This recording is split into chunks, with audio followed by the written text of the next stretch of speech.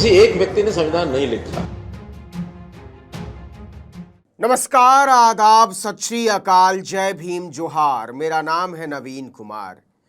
एक तरह से मोदी सरकार ने आधिकारिक तौर पर ऐलान कर दिया है कि भारत का संविधान बाबा साहब डॉक्टर भीमराव अंबेडकर ने अकेले नहीं बनाया। दाएं बाएं के लोग तो बोलते ही रहते हैं कि हम बाबा साहब को संविधान निर्माता नहीं मानते, संविधान किसी और ने बनाया। कुछ लोग गालियां भी बकते हैं, लेकिन पहली बार मोदी सरकार के एक केंद्रीय मंत्री ने कहा है कि अकेले बाबा साहब को संविधान निर्माता कहना ठीक नहीं। लिखने वालों का तो लंबा एक इतिहास है और कोई एक दिन में लिखा गया ऐसा नहीं है। इतिहास की किताब से मुगलों को मिटाने के बाद सावरकर की विचारधारा को नेहरू गांधी के दर्शन से ऊंचा बताने की तमाम लफ्फाजियों के बाद अब मोदी सरकार दलितों के अधिकारों की अलख जगाने वाले बाबा साहब डॉक्टर भीमराव अंबेडकर के विचार को देश के मानस पटल से मिटा देना चाहती है, क्योंकि अब तक बीजेपी समर्थक सोशल मीडिया के लफंगे ही इस कुतर्क को साबित करने में लगे थे कि भारत का संविधान बाबा साहब ने नहीं बनाया। अब मोदी सरकार के दिग्गज मंत्री इन लफंगों के नेता बनकर उन्हीं की भाषा बोलने लगे।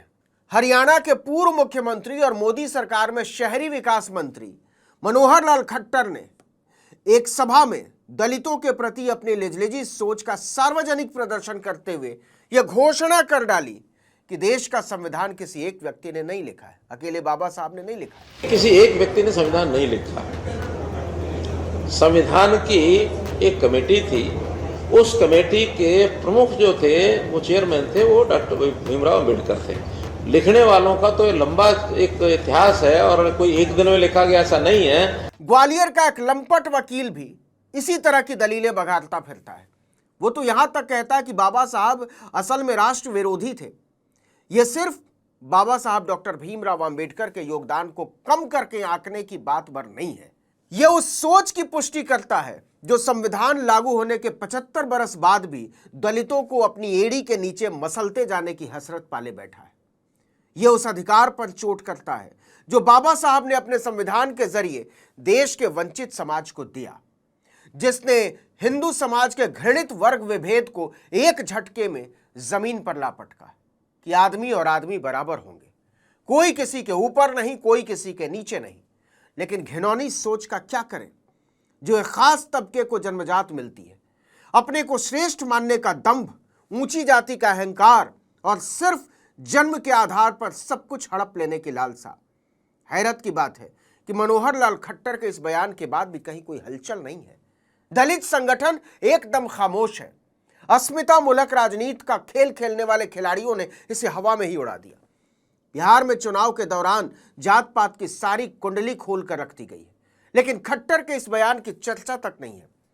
तो क्या यह मान लिया जाए कि दलितों के दिलों में समानता और न्याय का भाव जगाने वाले सबसे विराट महापुरुष की विरासत संभालने का दावा करने वाले दल भी उन्हें दिल से निकाल चुके हैं? नहीं तो उनके पूर्वजों के सम्मान को कोई इस तरह ललकारता, कुचलता और वो चुप बैठे रहते। ये होता कैसे है? और ये पहली बार नहीं हुआ है। याद कीजिए देश की संसद में बाबा साहब से हिकारत से भरा मोदी के गृह मंत्री का बयान। मान्यवर, अभी एक फैशन हो गया है, अंबेडकर अंबेडकर अंबेडकर अंबेडकर अंबेडकर अंबेडकर। इतना नाम अगर भगवान का लेते हैं तो 7 जन्मों तक स्वर्ग मिल जाता है। आप मानते होंगे हजूर 7 जन्मों के स्वर्ग को और करते होंगे उसकी मनमोहक छवि की कल्पना। हमने तो उसी स्वर्ग में दलितों को खौलते हुए कड़ाहे में डाले जाने की कल्पना देखी है। उनसे जाति के आधार पर जूठे बर्तन धुलवाने, बेगार करवाने, मालिश करवाने, मरे हुए जानवर उठाने, फटे जूते सिलवाने की कल्पना देखी। बाबा साहब ने संविधान बनाकर उस कल्पना को स्वतंत्र भारत में हमेशा हमेशा के लिए मिट्टी में दफन कर दिया। कोई एक पीढ़ी नहीं, पीढ़ियां दर पीढ़ियां बाबा साहब की कर्जदार हैं और रहेंगी, जिन्होंने धरती के नर्क से छुटकारे में अपना पूरा जीवन लगा दिया। इसीलिए आज बाबा साहब के खिलाफ घृणा का सतत अभियान चलाया जा रहा है। संविधान का जो निर्माण है वो BN राव साहब ने किया है, ना कि अंबेडकर जी ने। अंबेडकर जी तो संविधान को जलाना चाहते थे। उनने खुद कहा कि मैं इस संविधान से सहमत नहीं। किसी एक व्यक्ति ने संविधान नहीं लिखा। संविधान की एक कमेटी थी, उस कमेटी के प्रमुख जो थे, वो चेयरमैन थे, वो डॉक्टर भीमराव अंबेडकर थे। लिखने वालों का तो लंबा एक इतिहास है और कोई एक दिन में लिखा गया ऐसा नहीं है। मोदी सरकार दम साध कर बैठी हुई जैसे कुछ हुआ ही ना हो। वो बाबा साहब को मलिन किए जाने के इस गंदे अभियान पर रोक लगाने की बजाय इसमें खुद ही शामिल हो गई है। अब तो उसके मंत्री बढ़ चढ़कर हिस्सा ले रहे हैं। बाबा साहब को शीर्ष पर देखकर उनका खून खौलता है और इसकी वजह को समझना ज्यादा मुश्किल नहीं है।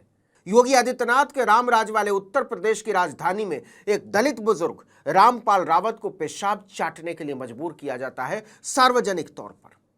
दमा के मरीज रामपाल सड़क से होकर गुजर रहे थे। चक्कर आने लगा तो शीतला माता मंदिर की सीढ़ियों पर बैठ गए। हालत खराब हुई तो पता ही नहीं चला पेशाब निकल गया है। इसके बाद बुजुर्ग रामपाल रावत को जाति सूचक गालियां दी गई। जबरदस्ती जमीन पर गिरे पेशाब को चाटने पर मजबूर किया गया। दूसरी घटना मोहन यादव के रामराज वाले सूबे मध्य प्रदेश की है। वहां एक दलित ड्राइवर को अगवा किया गया, बेरहमी से मारा पीटा गया और जबरन पेशाब पिलाई गई, सिर्फ इसलिए क्योंकि उसने ऊंची जात वाले की कार चलाने से मना कर दिया था। ऊंची जात वाले को लगा कि दलित होकर वो बेगारी से मना कैसे कर सकता है, अधमरा करके अपना पेशाब पिलाया। उसी मध्य प्रदेश के कटनी में एक दलित को पेशाब पिलाया गया, सरपंच ने पिलाया। पिछड़ी जाति के एक युवक को पैर धोकर गंदा पानी पिलाया गया। बाबा साहब ने संविधान में इसी को खत्म करने की व्यवस्था की थी। यह भी लिखा कि जब भी न्याय और अन्याय का सवाल आएगा, फैसला अदालत करेगी, संविधान की हिफाजत करेगी। लेकिन आज उस अदालत की सर्वोच्च कुर्सी पर विराजमान जज पर सिर्फ इसलिए जूते उछाले जाते हैं क्योंकि वो दलित हैं और सरकारी मशीनरी के साथ बीजेपी समर्थक गुंडों की पूरी फौज चीफ जस्टिस की लानत मलामत करने में जुट जाती है। जूता उछालने वाले वकील के समर्थन में सवर्णों की फौज निकल पड़ती है। तो आप ही बताइए, दलित क्या ही उम्मीद रखे, किससे उम्मीद रखे? दलितों के वोट पर मौज करने वाले उन दलों से उम्मीद रखे जो बाबा साहब के नाम पर लाखों की भीड़ इकट्ठा जरूर कर लेते हैं, लेकिन दलित उत्पीड़न पर सरकार से एक मामूली सवाल पूछने की हिम्मत नहीं जुटा पाते? या फिर उन दलों से उम्मीद रखें जो दलितों के वोट पर विधानसभाओं और संसद में पहुंचकर सरकार में शामिल होकर दलितों का सम्मान सबसे पहले सरकार के चरणों में गिरवी रख देते हैं? ऐसे लोगों का वश चलता तो बाबा साहब को संविधान सभा में प्रवेश तक नहीं मिलता। उन्होंने अपनी जीवनी में इसका विस्तार से जिक्र किया है कि किस तरह से वह अछूतों और अस्पृश्यों के अधिकारों की रक्षा के लिए संविधान सभा में जाने को कृत संकल्प थे, लेकिन उन्हें रोकने के लिए तमाम तिकड़में भिड़ाई गई। उन्हें आरएसएस वाले महाराष्ट्र से संविधान सभा में शामिल नहीं होने दिया गया। बंगाल में महार जाति का कोई प्रतिनिधि नहीं था, इसलिए उन्हें चुनने पर मजबूर होना पड़ा। जरा सोच कर देखिए, जिस मानसिकता के साथ लोग आज सड़क से संसद तक बाबा साहब और उनके योगदान पर, उनके संविधान पर कीचड़ उछाल रहे हैं, वो आज से 75 साल पहले होते तो क्या करते? और उनके पुरखों ने क्या नहीं किया है?